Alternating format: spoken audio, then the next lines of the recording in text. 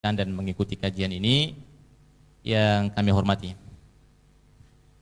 Seperti tadi yang sudah dimulai oleh moderator kita, judul besar kita ini adalah apakah setiap perintah yang ada di dalam Al-Quran maupun ada di dalam hadis itu hukumnya wajib atau gimana gitu kan. Jadi ini sebuah pertanyaan. Nah, pertanyaan ini sebenarnya dibilang sederhana, memang sederhana, orang kalau nanya kan sederhana gitu kan. Tinggal yang jawabnya yang enggak sederhana.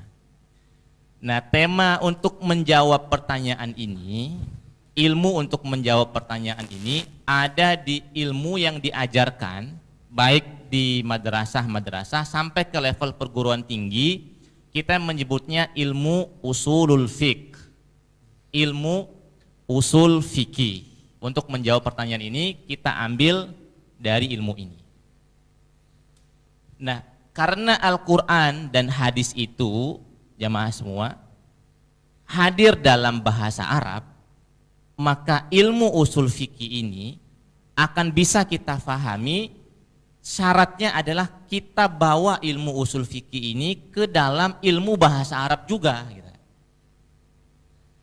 Sekali lagi, karena Al-Quran datangnya berbahasa Arab dan hadis juga ditakdirkan oleh Allah Subhanahu wa Ta'ala, Rasul kita orang Arab. Akhirnya untuk memahami dua bahasa atau dua pegangan umat Islam ini, kita butuh kaidah-kaidah bahasa juga, yang kemudian kaidah bahasa ini diambil oleh ulama-ulama usul fikih.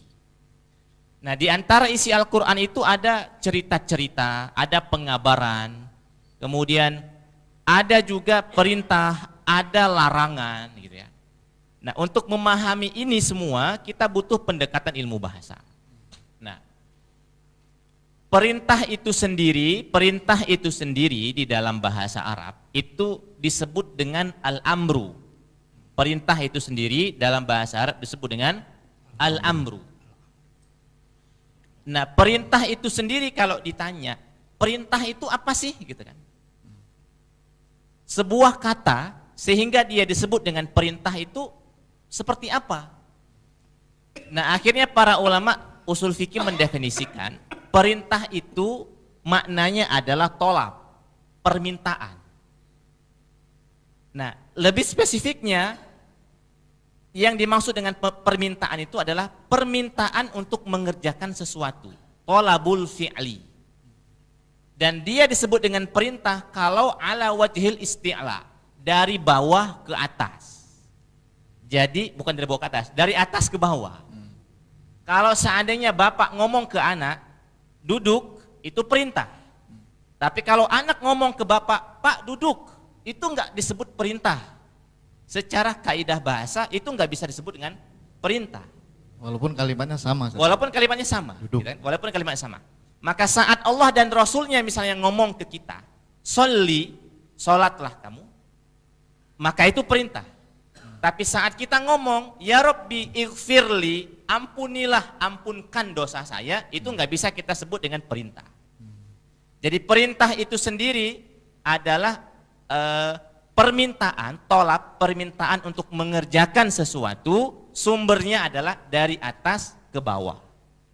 Kalau dia sesama level, itu nanti dalam usul fikih disebut dengan iltimas, istilahnya. Kalau dia dari bawah ke atas, itu namanya permintaan, usulan, doa. Itu namanya. Nah, kalau ini sudah clear, maka kita membutuhkan pemahaman lebih lanjut. Kalau kita buka Al-Quran, kalau kita buka hadis, kita sekarang ketika baca Al-Quran, kita tahu nggak mana yang disebut dengan perintah dan mana yang bukan perintah saat kita baca Al-Quran. Jadi apakah ketika kita baca Al-Quran kita sudah ngeh ini perintah atau belum? Biasanya kalau bahasa Indonesia itu yang ada lahnya, Ustaz. Pergilah, duduklah gitu ya. Iya, itu perintah, dalam bahasa Indonesia. Bahasa Indonesia. Nah, akhirnya para ulama usul fikih juga memberikan kaidah-kaidah yang membuat kita bisa memahami secara umum walaupun tidak secara khusus bahwa kalau kita menemukan poin-poin ini, maka poin-poin inilah nanti yang disebut dengan perintah. Oke. Yang nanti akan disebut dengan Siyagul Siyagul amri. amr. Nah itu Ya. apa itu siyagul amr nanti kita akan bahas Ustaz. Nah untuk selanjutnya Ustaz, mengenai tema kita Ustaz Sarwat, bahwa tidak semua perintah itu dikatakan wajib, atau apakah setiap perintah hukumnya wajib. Ini bagaimana Ustaz kaitannya dengan yang terjadi di masyarakat kita? Apakah memang terjadi setiap ada ayat atau hadis terus dipahami itu seolah-olah wajib harus dikerjakan, atau bagaimana Ustaz? Bismillahirrahmanirrahim. Assalamualaikum warahmatullahi wabarakatuh. Alhamdulillah wassalatu wassalamu ala rasulillah, amma ba'du. Apakah setiap perintah itu jatuh hukumnya wajib? Ya defaultnya memang begitu. Defaultnya adalah al-amru yaqtadi al-wujub. Ya, setiap perintah itu pada dasarnya dia punya status hukum itu adalah wajib. Tapi memang benar dikatakan tadi bahwa dalam ilmu usul fikih kita akan membedah lebih dalam lagi. Tidak selamanya juga ternyata perintah itu selalu jatuhnya wajib. Kadang-kadang dia bisa jatuhnya nadab atau istihbab ya, atau sunnah lah bahasa kitanya gitu ya. Misalnya di dalam surat An-Nur ayat 33 Ya. Allah Subhanahu wa taala berfirman, fakatibuhum in alimtum fihim khaira. Fakatibuhum in alimtum fihim khaira. Nah, ini perintah untuk mukatabah ini dia mandubah saja. Ini ya. perintah apa ini Ustaz? Ayat apa, tentang apa Ustaz? Ayat tentang apa kira-kira? Fakatibuhum in alimtum fihi khaira. Fihim khaira. Ini masalah harta ya, kepemilikan harta. Atau Iya. hutang ya. Ya, utang. Ya. Perintahnya adalah untuk melakukan mukatabah yang hukumnya mandubah. Kalau dikaitkan dengan ini pemilik harta, dia sebenarnya kan bebas untuk menggunakan hartanya. Tapi ada perintah dalam Quran fakatibuhum, begitu ya. Kadang-kadang dia tidak bersifat atau contoh yang lain misalnya yang gampang aja. Wa auzubillahi minasyaitonirrajim wa minal laili fatahajjad bihi nafilatan laka. Dan pada sebagian malam itu fatahajjad, bertahajud lah kamu. Katanya tadi kalau ada lahnya itu kan berarti perintah kan? Perintah, ya. Ya kan itu perintah kan? Fatahajjad. Tahajjud itu kan fi'il amr kan? Ya. Fi'il madinya apa? Tahajjud. Tahajjada, ya tahajjadu, Tahajjudan. Hah? Tahajjudan. Tahajjada, Ya. tahajjad, tahajjada, tahajjadu, tahajjadi, tahajjada, tahajjadna gitu ya. Fi'il amr, masa lupa? Iya kan, itu fi'il amr kan, wal amru yaqtadi al wujub kan gitu ya. Perintah, ya. Harusnya perintah, tapi kita semua sepakat tahajud itu hukumnya tidak wajib, ya kan? Perintah ya. Perintah. Atau misalnya dalam ayat lain, fasholli li rabbika wanhar. Salatlah kamu untuk Tuhanmu, wanhar, dan apa? Sembelihlah ya. Sembelihlah kurban. Salatnya itu salat apa? Salat Idul Adha. Salat Idul Adha itu wajib apa sunnah? Sunnah. Fi'ilnya fi'il amr. Perintah. Nah, perintah. Jadi tidak selalu kalau bunyinya aqimus sholata wa atuz zakah, nah itu memang fi'il amrnya berarti wajib. Tapi kalau apa wa fasholli li rabbika wanhar, beda nah lagi, itu ya. beda lagi. Nah, ini jadi sebenarnya amr atau perintah ini artinya wajib apa sunnah? Ya, bisa wajib, bisa sunnah. Kapan nanti Ustaz Said akan jelasin gitu ya. Tapi itu contohnya saja. Kadang-kadang dia bisa sifatnya irsyad. Apa itu irsyad? Irsyad. Petunjuk. Ya, sekedar memberi petunjuk aja. Bunyinya amr tapi isinya cuma petunjuk-petunjuk saja. Seperti apa itu Ustaz? Ya, misalnya a'udzubillahi minasyaitonirrajim. Ya ayyuhalladzina amanu idza tadayantum bidainin ila ajalin musamman faktubuh, maka tulislah. Itu dalam kasus hutang piutang. Jadi kalau orang hutang piutang, perintah di Qur'annya bunyinya faktubuhu, maka tulislah. Tapi seandainya ada orang utang piutang nggak pakai ditulis, dosa nggak? Enggak kan? Enggak dosa. Dan juga tidak sunnah juga. Faktubuhu itu sifatnya irsyad saja. Itu kalau mau yang benar ya, kalau mau yang benar utang piutang itu ditulis. Catat, biar jangan lupa. Fa in amina ba'dukum ba'dan falyu'addil ladzi tumina amanatahu. Nah, itu juga seperti itu. Oke. Dan ada juga kadang-kadang dia bermakna walaupun perintah ya, Ya. tapi maknanya boleh, tidak wajib. Perintah tapi boleh. Artinya cuma boleh. Misalnya wa kulu washrabu hatta yatabayyana lakumul khaitul abyadu minal khaitil aswadi minal fajr. Fakulu washrabu. Ya. Makanlah dan minumlah di malam hari di bulan Ramadan. Sahur tadi. Itu wajib apa boleh?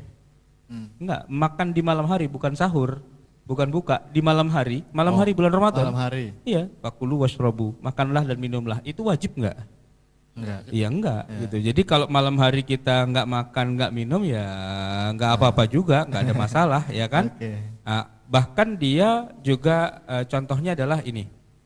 Begitu kita selesai sholat Jumat, kan disebutkan kita boleh bertebaran di muka bumi dan mencari karunia Allah, ya kan? Fa idza qudiyatis sholatu fantashiru fil ardi wabtaghu min fadlillah. Ada perintah. Kalau sholat Jumat itu sudah ditunaikan, apa? Fantashiru fil ardi. Intashiru itu fi'il amr, bertebaran. Ngapain bertebarannya? Wabtaghu min fadlillah, cari rizki. Suruh ya kan? kerja berarti. Kerja, cari duit, ya kan? Nah, sekarang begini, kita habis sholat Jumat nggak kerja, nggak cari duit. Kita Tiduran tidur ya kan. Dosa apa enggak itu? Iya, kita nggak ngapa-ngapain padahal itu perintah loh itu. Fantashiru fil ardi wabtaghu min fadlillah itu perintah. Ternyata itu nggak jatuhnya sunnah, nggak juga wajib jatuhnya wajib, jatuhnya cuma mubah. Jatuhnya mubah. Itu kenapa kok ada perintah tapi jatuhnya mubah. Bahkan ada juga perintah tapi jatuhnya haram. Oh, perintah tapi haram.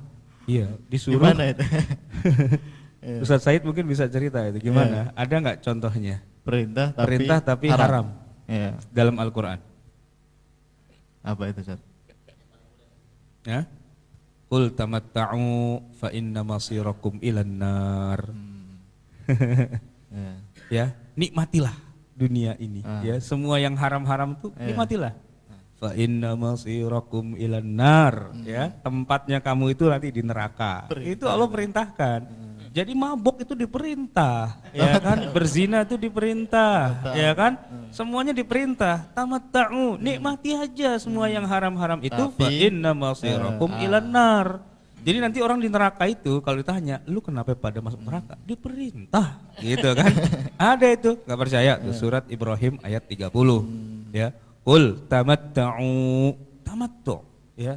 Nikmati. Ya, apa nikmati? Semua yang dilarang-larang itu, kan kata Haji Roma Irama, kenapa semua yang enak-enak itu yang dilarang? Kenapa semua yang asik-asik itu yang dilarang, gitu kan? Kenapa berzina juga haram gitu. Padahal itu kan enak semua gitu kan. Kenapa gitu kan? Ya dia sebutin kenapa-kenapanya. Malah Quran bukan cuman kenapa bilang, nikmatin aja. Nikmati, perintah itu. Tamatta'u fa inna masirakum ilan nar. Mungkin seperti seorang ibu mau negur anaknya, nggak boleh minum es. Udah minum es nanti nggak apa-apa itu. Minum aja kalau minum berani. aja. Minum aja. Perintah itu. Ntar kalau sakit bodo amat gitu kan.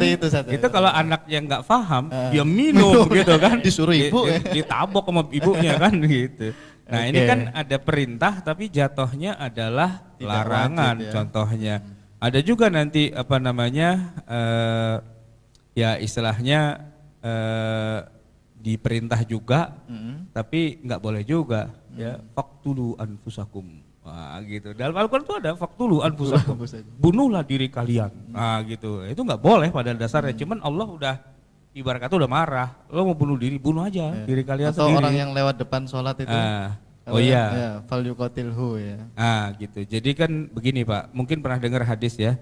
Kalau kita lagi sholat, lalu ada orang mau lewat di depan kita, ya lewat di depan kita persis nih, bukan jauh depan kita, kan falyadrohu, suruh cegah kan, suruh cegah. Tapi kalau dia ngeyel juga, dia pengen lewat juga, apa bunyi hadisnya? Falyuqatilhu. Falyuqatilhu. Apa falyuqatilhu? Suruh bunuh, gitu kan? Itu perintah. Fa innahu syaiton, gitu kan? Itu setan gitu. Sekarang saya tanya Pak, boleh nggak membunuh orang gara-gara dia lewat depan kita? Apa hukumnya? Wajib apa haram? Wajib, padahal hadisnya itu bilang fal yuqatilhu. Ya perangi dia, bunuhlah dia. Tapi perintahnya bunuh itu ternyata maksudnya bukan bunuh. Ya kan? Kalau Oke. sampai dibunuh juga dosa dia. Baik. Kena hukum gitu. Ini artinya tidak semua perintah itu menunjukkan Iya. sebuah kewajiban ya, bisa saja Iya. sunnah, bahkan tadi malah ada larangan ya atau haram melakukan. Nah, untuk kita bisa tahu nih Ustadz, dalam ayat Quran sama hadis itu ini perintah atau bukan, itu kan kita harus tahu sigotnya itu apa sih, bentuk-bentuk perintah itu seperti apa gitu ya. Baik. Sebenarnya tadi yang disampaikan oleh Ustaz Sarwat itu udah endingnya sebenarnya sih, ending ya. Habis dia nanya begitu, saya jawab kan. Harusnya ntar dulu ya. Iya, Nggak tapi nggak sesuai apa-apa. skenario. Maksudnya saya dari atas ke bawah, Ustaz Sarwat dari bawah ke atas. Nanti ketemu di tengah itu. Oke. Jadi begini, apa yang tadi sudah dicontohkan sama Ustaz Ahmad Sarwat itu contoh real praktisnya ya. Sekarang kalau kita baca sendiri, kira-kira ya, sekarang kita coba-coba ingin memahami Al-Quran sendiri, kira-kira kalau kita baca Al-Quran, kita udah belum mana yang perintah, mana yang bukan perintah. Nah, ulama usul fikih itu ngomong begini, ada 35 bab yang harus diketahui bahwa itu perintah. 35 bab ya. Saya kasih contoh dulu. Yang pertama, kata para ulama usul fikih, disebut perintah itu kalau ada kata kerja perintah dalam bahasa Arab. Kata kerja perintah dalam bahasa Arab. Fi'il amar itu Ustadz. Iya, fi'lul amri dalam bahasa Arab. Setiap ada kata kerja dalam bahasa Arab, kata perintah dalam bahasa Arab itu perintah berarti. Nah, sekarang pertanyaan yang mendasar dulu, kita udah paham belum mana yang dimaksud dengan kata perintah dalam bahasa Arab? Kalau belum, ya berarti maksudnya gini, maksudnya kita sadar dirilah, berarti kita masih sangat jauh sekali untuk bisa memahami Al-Quran. Makanya kita juga harus kudu hormat sama para ulama yang udah merumuskan itu semua. Nah, sekarang saya kasih contoh. Kata kerja dalam bahasa Arab itu ada kata kerja yang terdiri dari 3 huruf. 1, 2, 3. Kata kerja yang 3 huruf ini Pak, dia punya 6 bab. Kata kerja yang 3 huruf ini saja, dia punya 6 bab. Misalnya bab yang pertama itu, fa'ala yaf'ulu. Berarti kata perintahnya uf'ul. Kalau ada bunyi-bunyi uf'ul yang harokat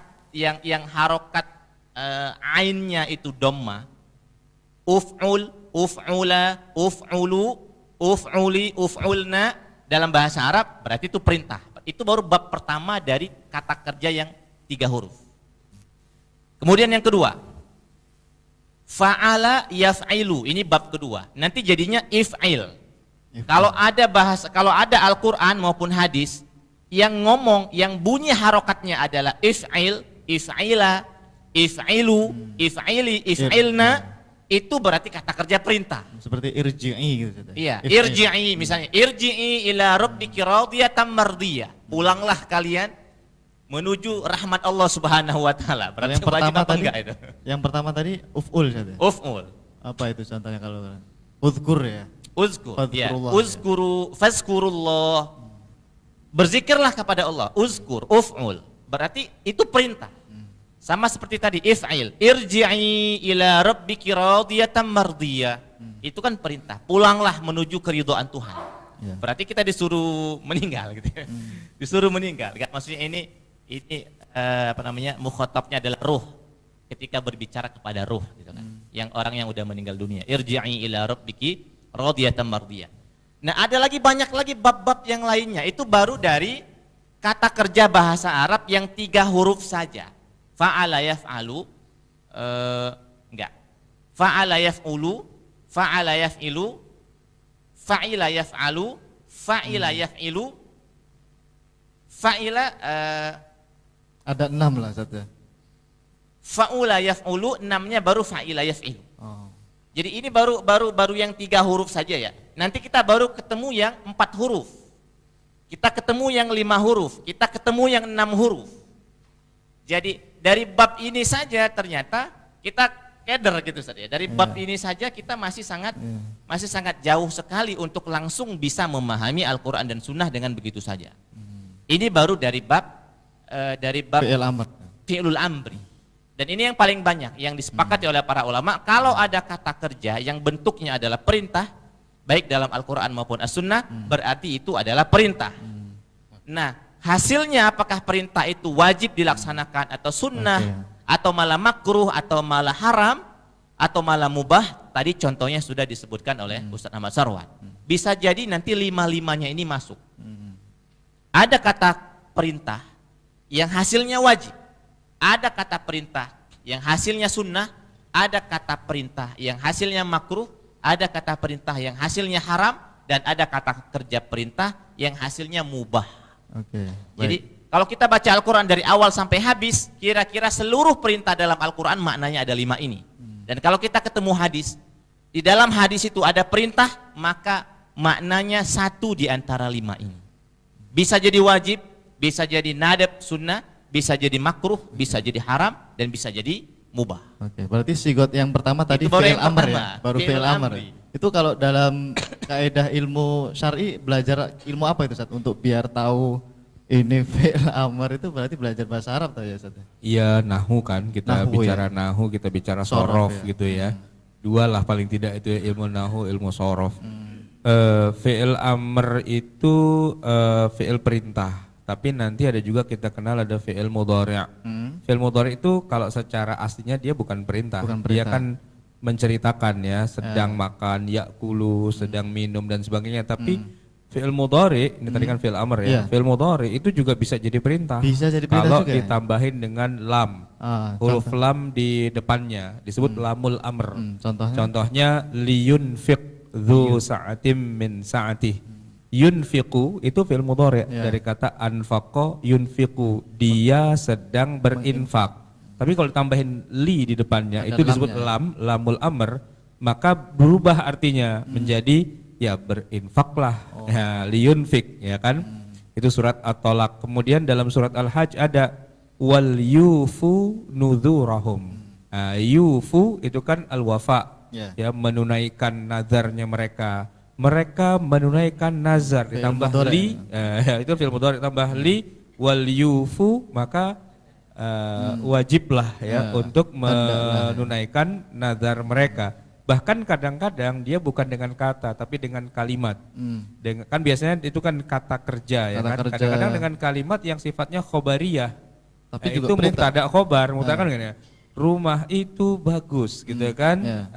Al baitu jamilun gitu kan. Ya. Itu kan nggak ada perintah-perintahnya, cuman khobar gitu aja. Betul. Kadang-kadang walaupun cuman khobar itu bisa jatuhnya perintah Perintah juga. juga. Contohnya apa? Surat Al-Baqarah ayat 233. Wal walidatu yurdi'na auladahun. Dan para ibu ya, al-walidat para ibu yurdi'na menyusui anak-anak mereka haulaini kamilaini selama 2 tahun yang sempurna gitu ya. Itu kalau secara bahasa itu kalimat cuman berita saja. Para ibu menyusui anak-anak mereka selama 2 tahun gitu. Tapi fal maksudu al amru bil irda'i wa talabuhu minal walidat. Nah, gitu kan? Atau kadang-kadang ada juga bunyi ayat walay yaj'alallahu lil kafirina 'alal mu'minina sabila. Walay yaj'alallah, Allah tidak menjadikan lil kafirina bagi orang-orang kafir, 'alal mu'minin bagi tiap orang mukmin sabila, jalan. Maksudnya apa? Allah tidak membuatkan jalan buat orang kafir dari orang-orang muslim. Nah, itu maksudnya apa? Memerintahkan kepada orang mukmin agar jangan sampai memberikan jalan kepada orang kafir dalam kasus itu. Padahal khobariyah tadi ya. Padahal itu kalimatnya. cuma khobariyah aja. Ya kadang-kadang juga bil masdar an-naib anil fi'lil amr. Masdar, tapi dia pengganti dari fi'il amr. Ya fa idza laqitumul ladzina kafaru fadarbar riqab. Fadurbar riqab. Ya kan? Iya. Dorba itu kan apa? Itu kan Itu dia masdar. masdar dari kata doroba yadribu Dorba. dorban. Dorban tuh masdar. Artinya apa? Pukulan gitu kan, Iya. sabetan dengan pedang ya kan? Karena dorbar riqab itu membabat leher gitu kan. Iya. Nah, Fa idza laqitumul ladzina kafaru, ini konteksnya dalam perang ya. Kalau kamu bertemu dengan orang-orang kafir dalam perang itu, fadharbar riqab. Maka maka penggalan leher, gitu kan? Iya. Maka penggalan leher. Secara Maksudnya bahasa apa? nggak ada Secara bahasa perintahnya. bukan perintah, Iya. tapi ternyata di sini dimaknai fadharbar riqab, fadribuhum unuqahum gitu. Oke, baik Ustaz, nanti kita lanjutkan setelah jeda yang satu ini.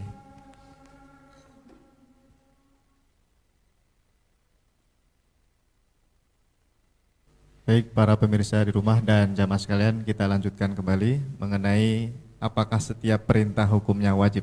Tadi Ustadz Sarwat sudah menyebutkan beberapa poin Ustadz ya. Masih ada tambahan lagi Ustadz? Cukup.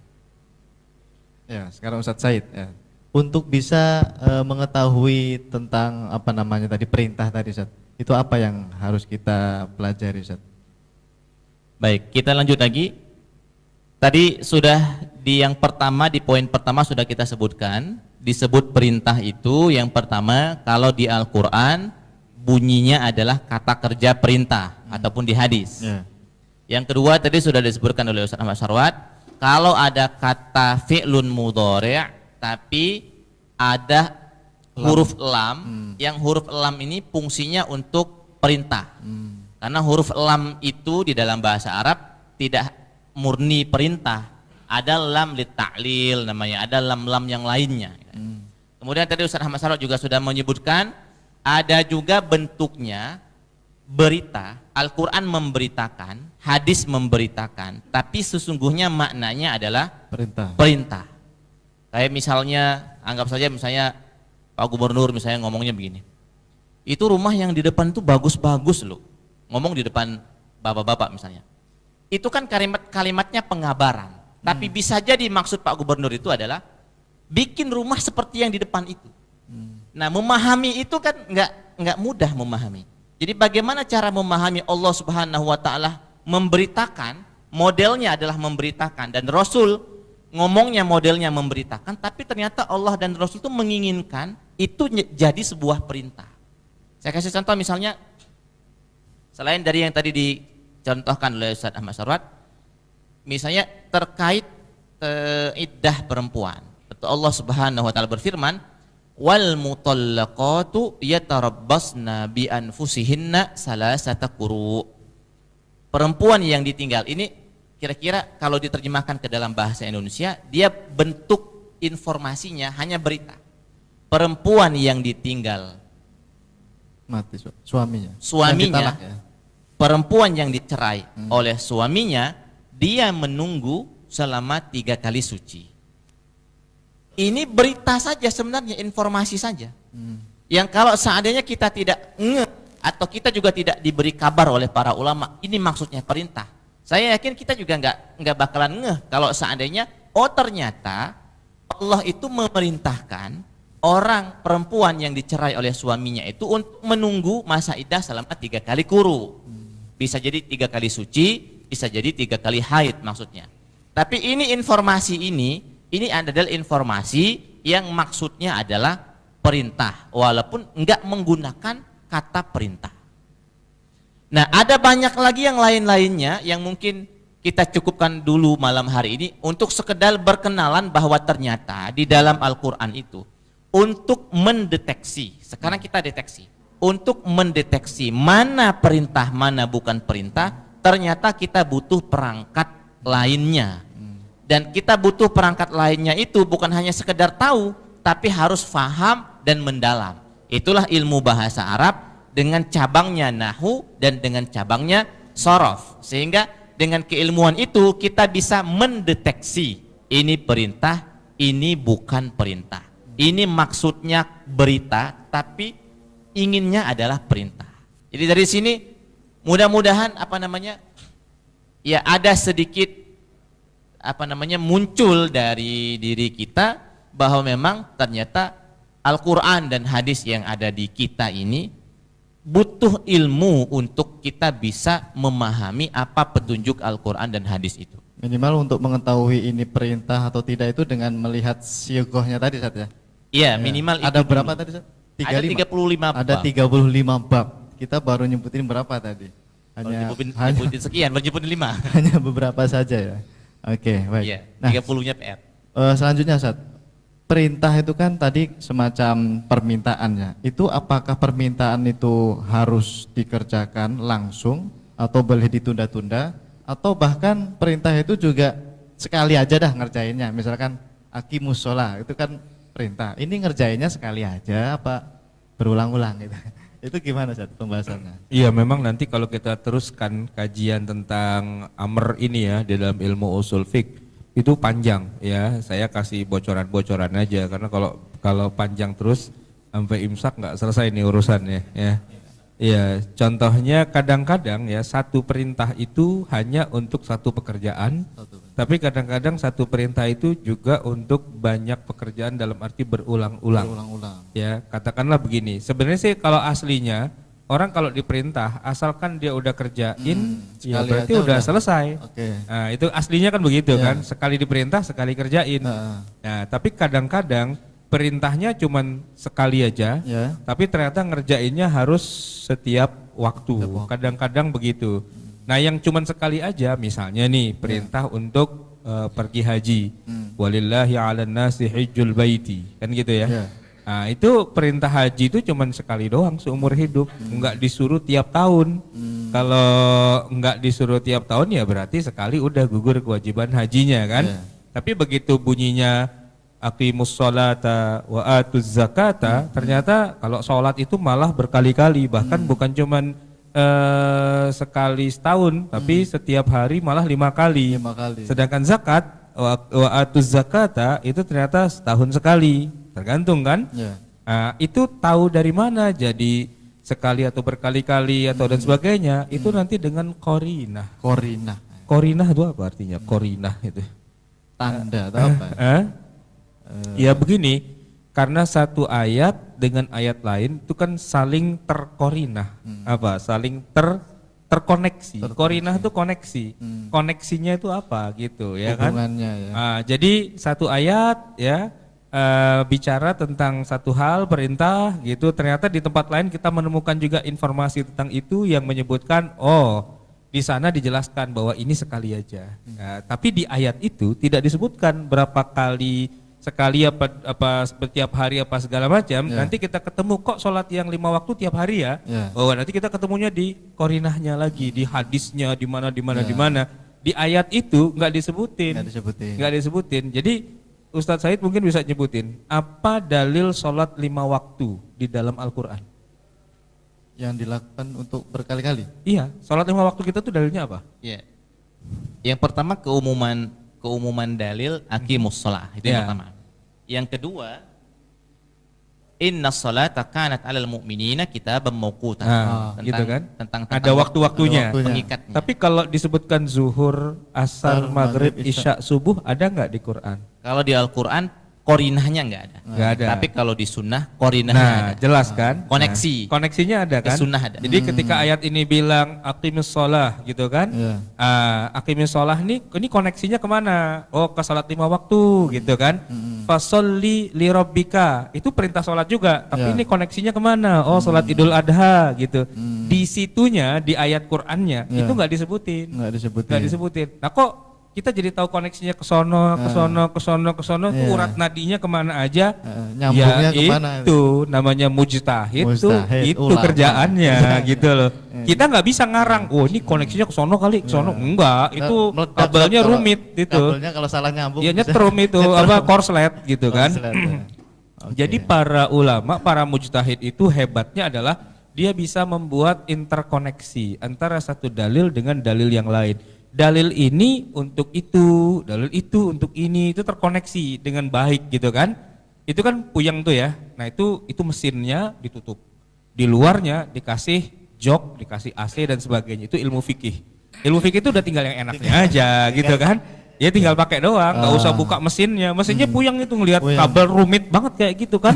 Nah, jadi kalau kita sekarang belajar ilmu usul itu cuman satu aja tujuannya. Kita buka mesin mobil gitu, Iya. kita buka, kita lihat, ribet amat ya gitu. Kabel Sekedar semua untuk menunjukkan bahwa lo nggak bisa bikin kayak gitu, itu yang bisa bikin pabriknya mobil itu, gitu kan? Maksudnya apa? Itu para mujtahid itu bukan kita. bukan sekedar nebeng namanya ulama besar, enggak, dia yang bikin nih kayak gini nih berantakan begini bisa rapi dan sebagainya, itu mereka. Jadi kalau kita belajar usul fikih bukan untuk kita bisa membuat hukum fikih, enggak, kita nggak bisa bikin, Nggak bisa. kita cuma disuruh kagum aja, gitu loh. Oh, Oh, gitu, gitu ternyata aja. bikinnya, susah ya, ribet, makanya lo sama ulama hormat, jangan ulama dicaci maki, nah gitu kan, dasar ulama goblok, ini mau berani ngomong begitu sama ulama, kualat tuh masuk neraka. Itu ulama tuh pinter banget gitu kan. Ketika dia menghasilkan satu fatwa, dia mengeluarkan satu ilmu dan sebagainya, Ya. itu hasil dari Ijtihad tadi ijtihad ya. yang luar Yang biasa. panjang, Iya. ya, Kalau luar mau tahu biasa. ijtihad itu apa? Nah, ini kita lagi ngomongin Belajar usul bagian fikih. kecil dari ijtihad Iya. itu apa? Ini baru tentang amr saja ini. Iya, fi'il amr itu jatuhnya ntar bisa Iya. wajib, bisa apa, kok bisa kayak gitu ya? Iya. Itulah canggihnya ijtihadnya Oke. para ulama. Oke, baik. Ustadz, saya tadi Ustadz menyebutkan tentang korinah. Ini gimana nih untuk memahami korinah ini? Baik. Sebenarnya terjemahan korinah dengan koneksi itu temuan kita malam hari ini saja gitu ya, untuk memudahkan cara memahami penjelasan kita. Nah, koneksi itu minimal ada 3 yang dijelaskan oleh para ulama usul fikih. Yang pertama namanya korina syar'iyah. Korina syar'iyah itu 2, Al-Quran atau hadis. Jadi kalau ada satu dalil Al-Quran, kita harus cari dulu, ada nggak koneksi satu ayat ini dengan ayat Al-Quran yang lain? Atau ada nggak koneksi satu ayat Al-Quran ini dengan hadis? Nah, misalnya kalimat perintah. Misalnya ini, saya kasih contoh. Hadis Rasulullah SAW yang mengatakan, ya gulam, saat ada para sahabat yang Ibnu Abbas yang masih kecil, terus makannya deket Rasul dan makannya agak kurang beratur. Amr bin Ummi Salamah. Amr bin Ummi Salamah. Bin Salamah. Ummi Salamah. Terus kata Rasul begini, ditegur sama Rasul, ya gulam, kalau makan itu samillah, harus Baca ucapkanlah bismillah. Perintahnya ya, ucapkanlah bismillah. Kalau makan itu ucapkanlah bismillah. Sekarang kalau ada yang nanya, apa hukumnya ngucap bismillah sebelum makan? Wajib nggak? Wajib enggak? Dosa nggak kalau nggak? Dosa enggak kalau enggak bismillah? Ya. Atau dia hanya sunnah, atau dia makruh, atau dia mubah, atau dia haram? Untuk menjawab itu, Ya. para ulama akan cari koneksinya dulu. Ini hadis, ada enggak terkoneksi dengan ayat Al-Quran? Dan ini hadis, ada enggak koneksinya dengan hadis yang lain? Berarti harus hafal semuanya, Ustadz. Itulah pentingnya mujtahid, harus hafal 500.000 hadis. 500.000 hadis minimal ya. Jadi kira-kira begini, sederhananya, kalau kita bertemu hadis ini, misalnya saja ya, ini hanya visual saja. Ya. Kalau kita nanya kepada Imam Syafi'i, itu ngucap bismillah itu ngucap bismillah hukumnya wajib apa enggak? Imam Syafi'i akan baca dari Al-Fatihah sampai An-Nas untuk mencari koneksinya dulu. Kemudian Imam Syafi'i akan membaca ulang seluruh hadis yang pernah beliau hafalkan untuk sekedar mencari koneksi satu hadis ini. Masya Allah. Cari Nah, colokannya yang pas. gitu. Iya, gitu kan. Nah, Puzzle. ternyata ketemu, koneksinya ketemu. Kabelnya ketemu. Kabelnya nih. ketemu, Nah, nyambung. ketemunya di mana? Ketemunya di salah satu hadis Ya. yang walaupun sebagiannya menganggapnya dhaif, tapi akhirnya oleh para ulama dipakai juga. Misalnya hadis yang menyebutkan begini. Kullu amrin zibalin, setiap amalan, setiap perbuatan yang itu adalah perbuatan baik, la yubda'u fihi bismillah, dan perbuatan itu tidak dimulai dengan bismillah, kata Rasul, fahuwa aqta, dia itu terpotong, keputus. Nah, keputus itu Pak, ini kalau ada HP, keputus berarti sebagiannya saja yang terputus, sebagiannya kan masih. Kira-kira ini kalau bolu, kalau kue bolu, dia terpotong. Semestinya kita dapat bolu 1, tiba-tiba kita dapat bolu setengah. Nah, kira-kira kalau seandainya orang yang makan ngucap bismillah, dia akan dapat bolu 1, kue bolu 1. Kalau orang yang makan gak ngucap bismillah, dia dapat kue bolunya setengah. Berarti dia nggak wajib, karena kalau wajib dia nggak dapat bolu sama sekali. Maka hukumnya nanti mengucapkan bismillah itu hukumnya adalah sunnah. Sunnah. Sebelum makan kita ngucap bismillah itu sunnah. Kalau dikerjakan kita dapat kue bolu 1. Kalau nggak dikerjakan kita dapat kue bolunya udah terpotong. Akto. Nah, itu fikih, itu fikih. Ya. Udah dikasih jok gitu kan. Udah dikasih jok. Kalau kita buka Lemnya. dalamnya untuk mencari koneksi satu hadis ini ke koneksi ke hadis yang lain, itu ternyata ribet gitu kan. Saya kok Ustadz tahu, saya buka buku gitu kan. Sehingga saya udah tahu gitu. Kalau baca saya aja. diminta cari sendiri, saya nggak tahu. Ini Oke. koneksinya kemana? Ini koneksinya Oke. kemana? Saya nggak bakalan tahu gitu kan. Jadi emang para ulama itu luar biasa saja, bisa sampai harus mendeteksi semua ayat dan hadis gitu. Dan Iya. itu dilakukan oleh ulama 4 mazhab itu Ustaz. Bukan hanya 4 mazhab, Iya. tapi ya yang namanya ulama itu ya harus begitu. Karena apa sih yang dikerjakan oleh para ulama? Ya berasik masuk dengan ilmunya. Ilmunya ya hafalan Qur'annya dan hafalan hadisnya, hafalan asar sahabahnya, hafalan usul fikih dan sebagainya itu muter di kepalanya gitu kan. Jadi ya setiap satu ayat, setiap satu hadis ya kan. Tadi kadang-kadang bisa jadi wajib, bisa jadi mubah, bisa jadi makruh, bisa jadi apa itu dengan korinah. Nah kita bisa nggak melakukan korinah itu nggak bisa. Tapi kok kelihatannya kita di depan pinter-pinter ya, itu baca, gitu, baca tulisannya mereka. Tulisan Ini para yang ulama. saya pegang nih kitab usul fikih yang ditulis oleh Dr. Wahbah Az-Zuhaili ya, judulnya Al-Wajiz fi Usulil Fikhi. Jadi saya kayak pinter banget gitu, padahal cuman nyari baca aja. aja. Dan Wahbah Az-Zuhaili juga baca lagi dari para ulama yang aslinya. Dan peletak dasar ilmu usul fikih itu tidak lain dan tidak bukan adalah Muhammad bin Idris Asy-Syafi'i. Imam Syafi'i. Imam Syafi'i itu yang jago mengkoneksikan antara satu ayat dengan ayat yang lain Yang dan buat- sebagainya. Nah itu dia. Dan yang namanya ijtihad tuh ya itu. Ijtihad itu bukan menghafal Quran, bukan menghafal hadis. Ya. Itu mah anak tangga pertama. Berikutnya setelah dihafal mau diapain? Ya.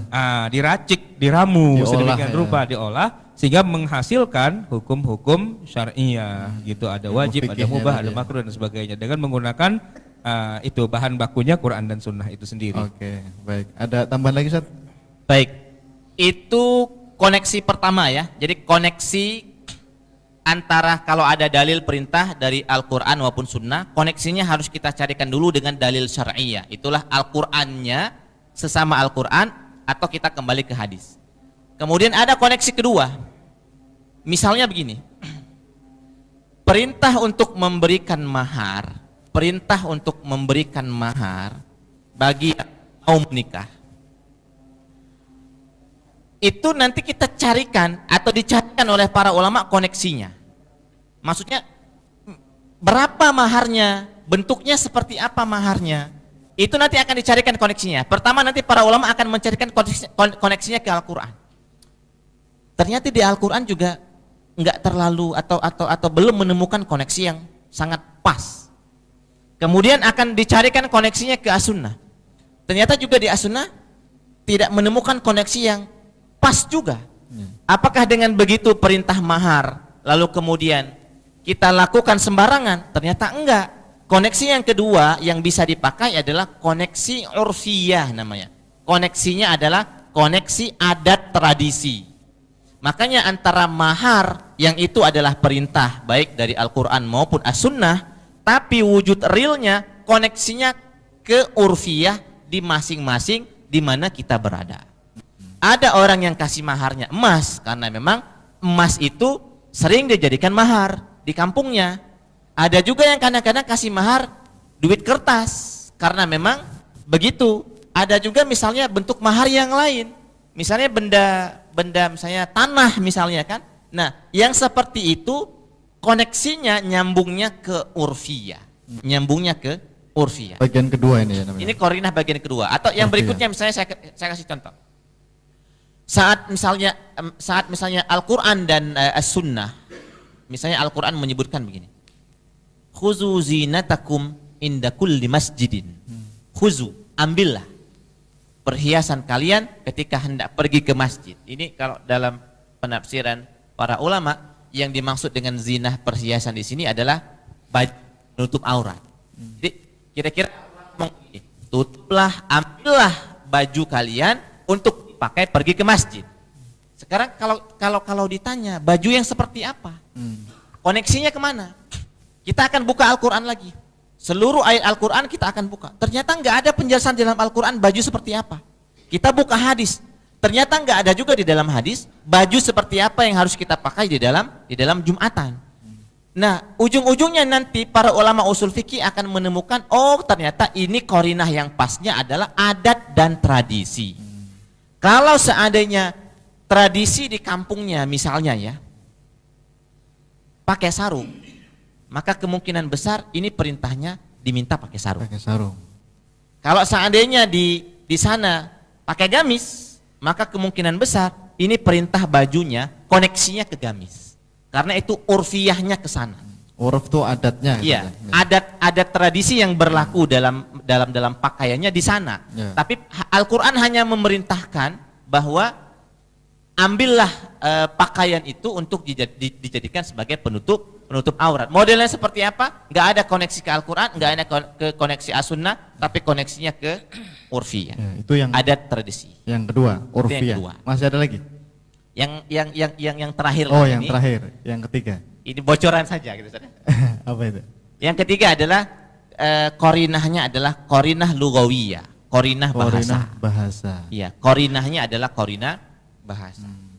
Misalnya begini, kalau ada orang yang ngomong bernazar, kan Al-Quran minta penuhi nazar kalian. Tadi yang sudah disebutkan oleh Ahmad Sarwat, Al-Quran menyebutkan wal yufu nuzurahum.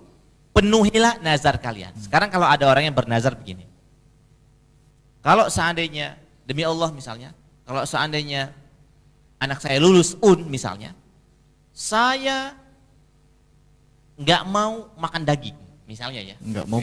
Iya, nggak mau makan daging gitu kan. Maksudnya biarlah yang makan daging itu orang lain, keluarganya. Nah terus tiba-tiba sekarang besok misalnya dia ternyata makan ayam. Itu berdosa nggak dia? Itu udah batal belum nazarnya? Maksudnya dia udah melanggar sumpahnya belum? Nah ternyata para ulama dalam menjawab ini dia akan cari koneksi dulu ke Al-Quran. Oh nggak ada. Ke As-Sunnah. Oh nggak ada. Kemudian dia akan mencari koneksi ini dua sebenarnya. Koneksi ke urf, ada tradisi, dan koneksi ke bahasa. Jadi bahasa tradisi manusia di mana dia tinggal, daging itu untuk menyebut apa? Kalau di kampung itu, orang ketika menyebut daging, maksudnya adalah seluruh daging, maka orang kampung itu kalau ada yang bernazar model seperti ini, dia sudah melanggar nazarnya. Tapi kalau di Jakarta orang menyebut daging, hanya untuk daging kambing dan daging sapi atau kerbau, untuk ayam biasanya mereka nggak nyebut daging, mereka nyebutnya ayam, berarti orang Jakarta kalau ada yang bernazar begitu, dia belum melanggar nazarnya. Koneksinya kemana? Koneksinya adalah ke bahasa yang dipakai oleh tradisi di mana dia tinggal. Itu namanya koneksinya ke lugawiyah. Korinahnya ke korinah Bahasa. lugawiyah. Ya. Korinah bahasa. Daging ayam sama daging sapi beda saja. Iya. Kalau orang Jawa tuh namanya iwa. Iwa. Oh, Iwa sapi, saya iwa makan- pite gitu ya. Malah ikan jadinya kan. Oh, gitu. Ikan sapi, ikan ayam, ikan kebo, Iya, ikan kan jadi ikan gitu kan semua. Kan saya nazarnya daging bukan ikan. Dan ikan. Oke, baik. Ini diskusinya sangat panjang sekali. Kalau diteruskan mungkin tidak akan selesai-selesai ini. Masih ada pembahasan banyak Ustaz, mengenai amr ya. Cuman tidak mungkin kita. Iya, masih bahas banyak. semua. Ini Masih amr ini ada buku tersendiri. Banyak para ulama ngarang Satu buku tersendiri. tentang amr doang. Judulnya perintah. Perintah. Isinya ada yang 500 halaman, Masya ada Allah. yang 600 halaman. Judulnya perintah. Isinya Pak ya, 600 halaman, 500 halaman itu ya. Bisa Itu jadi isinya tesis, perintah ya. doang gitu. Bisa jadi disertasi Ustaz, ya. Ya enggak minimal nih yang hadirin udah S3 semua lah. Kan. Oke, Buktinya mereka baik, pada diem tuh paham apa nggak paham mau Nah, alam makanya ini soalnya. mau saya tanya ini nih, kira-kira jamaah ini paham apa enggak dengan pembahasan kita nih? Apa Kelihatannya sih manggut-manggut itu. Manggut. Ini manggut-manggut Oh, ngantuk iya, apa iya. paham apa Manggut-manggut karena di syuting saat biar masuk TV paham gitu. Ya, silakan kita beri kesempatan kepada jamaah untuk bertanya mengenai tema kita, tidak semua perintah itu hukumnya wajib. Silakan kalau ada pertanyaan. Ya, kan diem kan? Ya, berarti sudah Diam paham itu semua. ada dua, Ustaz. Paham banget atau sama sekali tidak paham? Ya. Gimana, Pak Haji? Silakan. Ya. Silakan. Mau bertanya apa saja boleh. Ya. Ya, silakan, Pak. Assalamualaikum warahmatullahi wabarakatuh. Waalaikumsalam. Assalamualaikum warahmatullahi wabarakatuh. Di dalam konteks amar perintah ini, kan tadi kan kita berawal dari korinah. Dari korinah ini jatuhnya kan ke koneksi. Jadi untuk menentukan perintah ini, amar ini menjadi perintah atau hukumnya wajib atau mubah, itu kan kita kan mencari korinah, korinah dari koneksi ini ya, ya. Nah itu contohnya seperti apa gitu, yang perlu kita supaya jamaah ini mengerti gitu, contohnya gitu. Baik. Ya, jadi begini Pak. Tadi kan bermula dari pertanyaan, kok bisa ya? Ini kan kalimatnya perintah, tapi kok jatuh-jatuhnya jadi tidak wajib, jadinya cuman halal saja, ya, cuman sunnah saja, bahkan bisa jadi haram. Itu kan dilihat dengan korinah. Korinah itu pembanding gitu ya istilahnya ya. Kalau nggak koneksi ya pembanding. Ya pembanding itu dibandingkan dengan apa? Dibandingkan dengan ayat yang lainnya, dibandingkan dengan hadis yang lainnya. Ustaz saya tadi menambahkan dua lagi, dibandingkan secara kebiasaannya atau secara lughah atau bahasa kan gitu ya. Ya kalau mau contoh, saya kasih contoh lagi, tenang aja masih banyak contohnya gitu kan. Seorang suami ketika bilang pada istrinya, sudahlah mulai hari ini kamu pulang saja ke rumah orang tuamu gitu kan. Nah itu jatuhnya talak atau bukan? Nah ya tergantung kan gitu ya. Tergantung apa? Tergantung korinahnya. Korinahnya itu apa? Konteksnya dalam hal ini bisa jadi emang itu cerai, ya kan? Kalau emang bahasa orang di situ begitu cara mengungkapkan. Dia tidak tega mengucapkan kamu saya cerai. Itu nggak pantas banget. Tapi memang maksudnya cerai, cuman bahasanya jadi bahasa yang halus. Pulanglah kamu ke orang tuamu, gitu kan? Jadi orang nanya nih, Pak, istri kemana nggak pernah kelihatan? Oh, udah pulang dia ke rumah orang tuanya, kan gitu kan? Itu kan bahasa yang dilembutkan. Nah itu yang nanya bingung, pulang maksudnya pulang kampung apa pulang seterusnya atau gimana? Oh maksudnya udah dicerai kan gitu. Dia sudah pulang ke rumah orang tuanya. Nah tergantung kebiasaan masyarakat di situ ya menggunakan cara itu tadi ya, istrinya sudah dipulangkan ke rumah orang tuanya itu maknanya hakiki atau majazi.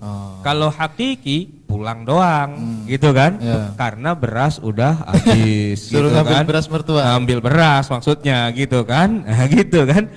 Tapi kalau secara majazi ya masyarakat di situ apakah terbiasa dengan menggunakan itu? Maka kalau ditanya, pulanglah kamu ke rumah orang tuamu, apakah itu talak atau tidak? Ini masih menggantung. Nah nanti ini jatuhnya apa, ya korinahnya apa, orf, ya secara kebiasaan itu ini jadi cerai atau bukan, dikembalikan kepada orfnya. Itu contoh gitu kan. Begitu juga ayat-ayat di Al-Quran gitu. Ayat Quran tuh kadang-kadang dia masih ngambang begitu aja, masih umum begitu aja. Nah pembandingnya atau korinahnya atau tadi istilah kita yang baru itu koneksinya itu ke ayat yang mana? Kalau sesama ayat atau sesama hadis kan koneksi gitu ya. Tapi kalau kepada bahasa atau kepada istilah yaitu pembanding lah. Dikaitkan dengan bahasa yang biasa digunakan oleh masyarakat itu atau uruf yang biasa digunakan. Nah itulah yang dimaksud. Jadi begini maksud saya. Ayat Al-Quran kalau dia berdiri sendiri saja itu belum bisa ditarik kesimpulan hukumnya. Dia harus dikaitkan dengan ayat yang lain atau dikaitkan dengan hadis yang lain, bahkan dikaitkan dengan uruf kebiasaan, dikaitkan juga dengan bahasa. Dan yang melakukan itu adalah para ulama. Ini adalah kerja besar dan rumit, ya, jelimet gitu. Kita nggak bisa melakukan itu. Kenapa? Karena kita nggak punya kemampuan. Yang bisa melakukannya siapa? Para engineer. Ya, para engineer, para apa namanya, para insinyur yang ngerti begituan, gitu kan? Ibarat kata ini handphonenya Ustadz Sayyid ini canggih banget itu, ya kan? Canggih banget, bikin nggak akan bisa, gitu. Tapi kita kadang-kadang ada juga yang pinter, saking pinternya dioprek-oprek itu, diotak-atik, lama-lama bisa nyervis juga. Ya, dari 10 handphone yang diservis berhasil 1, 9 gagal gitu misalnya kan. Ya namanya juga tukang ngoprek gitu kan. Nah, dicoba-coba, maka tukang servis handphone pinter sih. Tapi kalau suruh bikin dari mula nggak bisa Belum juga. tentu bisa. Nah, belum bisa. Kita gitu juga. Ulama zaman sekarang pinter sih karena dia banyak membaca para ya kan cara ijtihadnya para ulama jadi pinter gitu. Tapi kalau disuruh bikin lagi dari mula itu udah nggak bisa. Suruh jelasin mungkin bisa, tapi kalau suruh bikin dari mula, nah itu nggak bisa. Nah disitulah kemudian dikatakan bahwa pintu ijtihad itu bukannya tertutup, terbuka. Cuman yang punya kualifikasi untuk jadi mujtahid hari ini sudah nggak ada, dan yang kedua banyak masalah yang prinsip dasarnya itu sudah selesai, sudah dikerjakan oleh para ulama di abad-abad pertama, kedua, ketiga Hijriyah itu, istilahnya udah mateng, tinggal makan. Gitu. Ibarat nasi nih, nasinya udah diaronin. Ya, udah jadi nasi. Nggak usah gitu dimasak kan? lagi. Nggak usah dimasak lagi, ya kecuali mau dimodif sedikit, jadi nasi goreng, ya kan, jadi kerak telur, jadi apa dan sebagainya. Tapi tetap dia udah jadi sebenarnya. Jadi ijtihad yang dilakukan oleh para ulama di masa lalu itu rata-rata sudah selesai, sudah jadi, dan itu abadi sampai hari ini. Yang kedua, orang di hari ini banyak yang kebanyakannya itu tidak seperti mujtahid di masa lalu. Tapi tetap pintu ijtihad masih bisa kebuka, tapi bagian-bagian tertentu yang memang belum terijtihadkan di masa lalu. Contoh sederhana masalah ijtihad itu kemarin, Pak. Kemarin saya sampai di Madinah, ya. Ini teman saya nih, beda kamar sama saya. Dia pengen sholat karena waktu sholat udah lewat gitu, udah jam 10 malam. Dia belum sholat isya. Dia sholat isya gitu. Dia lihat dari jendela, no Masjid Nabawi, no. Kelihatan dari jendela, langsung dia gelar sejadah menghadap ke Masjid Nabawi, dia sholat gitu kan. Besoknya dia mikir, gua semalam sholat menghadap Masjid Nabawi, kan kiblat di Mekah, kenapa jadi Masjid Nabawi gitu kan. Ijtihadnya keliru Pak, dia itu ya, keliru gitu loh. Ya itu namanya ijtihad juga, tapi keliru ya kan. Kalau mau ijtihad ya kita lihat dong, ini kita di mana, lihat kompas ya kan, lihat apa, minimal kalau di kamar hotel, itu kiblat ke sono kan gitu ya. Nah, tapi kadang-kadang kalau di tengah padang pasir apa segala macam ya, di tengah gunung dan sebagainya kan nggak ada apa. Nah, kita istihad gitu. Jadi ada wilayah istihad yang masih bisa dilakukan di zaman sekarang gitu ya. Kayak saya kemarin di pesawat itu, saya mau sholat nih, mau sholat subuh gitu kan. Pesawatnya dari Jeddah menuju Jakarta. Di Saudi itu emang ada tempat buat sholat ya. Iya, itu luas gitu ya, bisa sholat jamaah berenam bertujuh orang tuh bisa. Cuman nih saya sholat subuh nih, ini ngadepnya kemana? Kan ngadepnya ke kiblat harusnya kan. Cuman kiblat di mana? Susah kan. Ya saya beristihad. Mujtahid saya. Istihadnya apa? Iya, mujtahid kiblat. Gini aja, ini kan arah ke Jakarta dari Jeddah, ya berarti saya ngadep ke belakang dong, ngadep ke belakang saya, itu ijtihad saya gitu ya kan. Ada yang ngadep ke depan, saya tanya, Mas ngadep kemana? Ya ke kiblat, kiblat di mana? Ya di depan, enggak, ini kan lagi ke Jakarta. Kalau kita ke depan tuh menghadap Jakarta, kalau mau menghadap kiblat, ya membelakangi dong. Dia mikir, iya juga ya, saya ngapain sholat ngadep Jakarta? Nah ya balik arah dia, sholat 2 kali. Untung pesawatnya nggak belok satu. Iya, makanya begitu pesawat belok kita begini, gitu kan. Nah itu istihad yang memang mau nggak mau itu dilakukan sekarang karena teknologi gitu kan. Tapi pada dasarnya istihad yang besarnya itu semua sudah selesai. Karena kita bukan mujtahid mutlak, kita mujtahid tambahan aja, nyolokin aja gitu, istilahnya nebeng aja, nebeng ijtihad gitu. Baik, terima kasih. Ada lagi jemaah sekalian? Satu pertanyaan lagi untuk terakhir. Tidak ada? Kalau tidak ada, kita cukupkan dengan kesimpulan dari Ustadz Said mengenai tema kita pada malam hari. Silakan Ustadz. Baik. Kesimpulannya begini Pak, biar bisa dibawa pulang yang agak mudah. Selama ini kita itu udah kadung tertulis di dalam otak kita ini yang namanya perintah. Baik perintah itu datangnya di Al-Quran dan perintah itu datangnya dari hadis, itu wajib dilakukan. Jadi selama ini otak kita nyimpennya itu. Nah, malam hari ini kita bongkar itu. Perintah di dalam Al-Quran dan perintah di dalam As-Sunnah bisa jadi hasilnya wajib, bisa jadi hasilnya sunnah, bisa jadi hasilnya makruh, bisa jadi hasilnya haram, bisa jadi hasilnya mubah.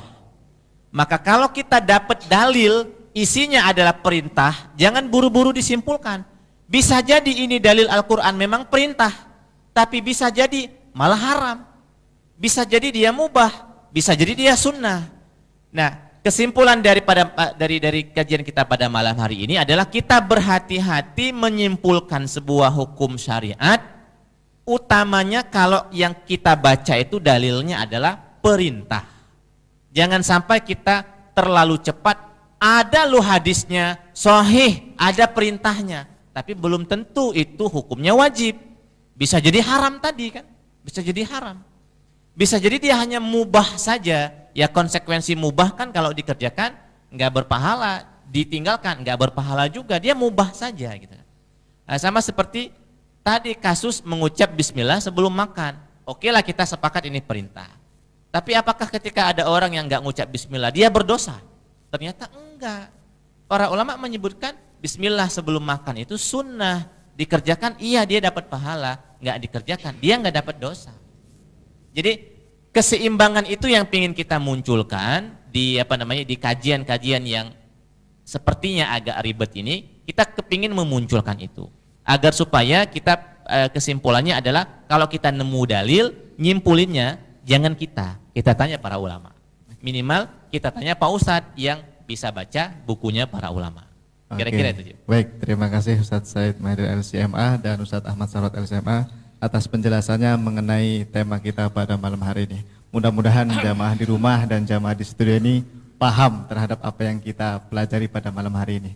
Ini baru satu bab saja ini tentang amr, belum nanti tentang nahi dan lain sebagainya.